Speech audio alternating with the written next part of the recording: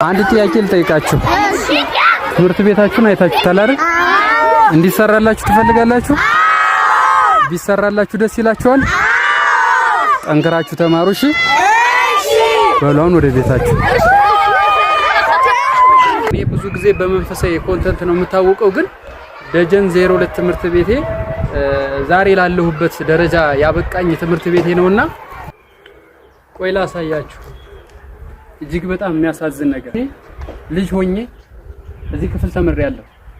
ያኔ እኔ በተማርኩበት ሰዓት ይህ የምትመለከቱት ክላስ በርና መስኮቱ የተሟላ ነበር። ነገር ግን እኔን ዛሬ ላለሁበት ደረጃ ለማድረስ ሲል ብዙ መስዋዕትነት የከፈለው ይህ ክላስ ዛሬ እህቶቼን፣ ወንድሞቼን ብሎም ልጆቼን ለማስተማር ብቁ አልሆነም። ተመልከቱት። 02 ትምህርት ቤት ብዙዎቻችሁ እዚህ ቦታ ላይ ተምራችኋል፣ ታውቁታላችሁ። በፊት የነበረውን ቁመናና አሁን ላይ ያለው የምታዩት ይሄ መስኮት የለም፣ በር የለም፣ መስኮቱ የለም። ልጆቻችን፣ እህቶቻችን፣ ወንድሞቻችን የሚማሩት እዚህ ነው። ታዲያ ስለምን ዝም እንላለን?